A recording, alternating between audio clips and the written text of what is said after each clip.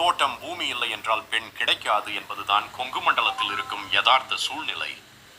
குடியிருப்பது வாடகை வீடாக இருந்தாலும் மாப்பிள்ளைக்கு தோட்டம் பூமி ஏக்கரா கணக்கில் இருக்க வேண்டும் என எதிர்பார்க்கிறார்கள்.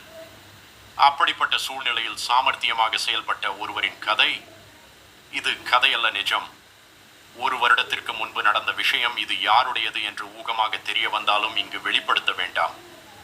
நண்பர் ஒருவர் சில ஆண்டுகள் வரன் தேடி அலைந்துவிட்டு தோட்டம் பூமி இல்லை என்றால் பெண் கிடைக்காது என்பதால் துணிந்து ஒரு பொய்யை, தோட்டம் 15 ஏக்கர் இருக்கிறது என்று தரகர்களிடம் கூறிவிட்டார்.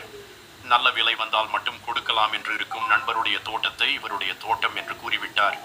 இவர் போகும் பொழுதெல்லாம் அங்கிருக்கும் காவலாளிக்கும் தோட்டத்து ஆளுக்கும் 1000 2000 என அள்ளி அள்ளி கொடுத்து, இவர் சொன்னால் அவர்கள் எந்த வேலையும் செய்யும் அளவுக்கு செய்து விட்டார். திருமணம் உறுதியானதும் பெண் வீட்டாருக்கும் கூட்டிட்டு போய் காண்பித்து விட்டார்.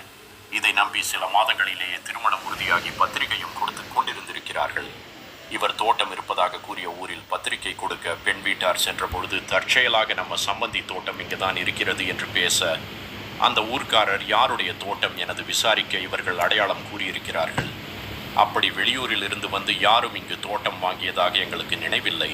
இது சின்ன கிராமம், இங்கு இருப்பவர்கள் அனைவரும் எனக்கு தெரியும், அப்படி யாரும் இல்லையே என கூறியிருக்கிறார்கள். இல்லைங்க, உறுதி செய்யறதுக்கு முன்னாடி நாங்கள் சம்பந்தியோட தோட்டத்துக்கு நேரில் போய் பார்த்துருக்கிறோம். தோட்டத்தை சுற்றி பார்த்துட்டு இளநீ நொங்கு எல்லாம் வெட்டி சாப்பிட்டுட்டு வந்தோம் என கூறியிருக்கிறார்கள். மறுபடியும் அடையாளம் எல்லாம் குறிப்பிட, அது எனக்கு தெரிந்தவரின் தோட்டம்தான். இப்போ கோவையில் இருக்காங்க. இதை விற்பதற்காக பேசிக்கொண்டிருக்கிறார்கள். இன்னும் விற்கவில்லை. சென்ற வாரம் கூட தோட்டத்திற்கு வந்திருந்த அவரை பார்த்து பேசினேன். நிறைய வராங்க போகிறாங்க. விலை ரொம்ப குறைவாக கேட்குறாங்க, அதனால் கொடுக்கவில்லை. நல்ல விலை வந்தால் மட்டும்தான் கொடுப்பேன் என்று கூறியிருக்கிறார். ஏதோ குழப்பமாக இருக்கிறது, நீங்கள் எதுக்கும் மறுபடியும் நன்றாக விசாரிச்சுக்கோங்க என்று கூறியிருக்கிறார். திருமணத்திற்கு இன்னும் 10 நாள் இருக்கையில் இது என்ன புது குழப்பம் என அதிர்ச்சியாகியுள்ளது. இவர்கள் நேரடியாக அந்த தோட்டத்திற்கு போய் அங்கிருந்த காவலாளியிடம் பேச, அந்த ஊர்க்காரர் சொன்னதுதான் உண்மை.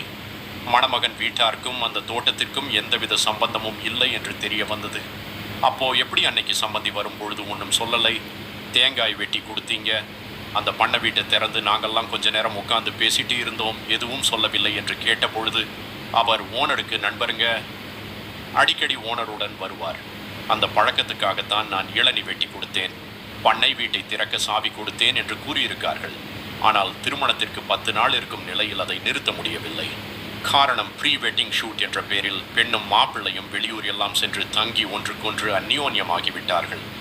இனி இருவரையும் பிரிப்பது என்பது எந்த விதத்திலும் சாத்தியமில்லை, அர்த்தமும் இல்லை என புரிந்துவிட்டது. வேறு வழியில்லாமல் திருமணமும் முடிந்துவிட்டது. திருடனுக்கு தேள் கொட்டிய கதையாக ஒன்றும் பேச முடியாமல் இருக்கிறார்கள். இந்த இடத்தில் மாப்பிள்ளை வீட்டார் செய்தது தவறுதான்.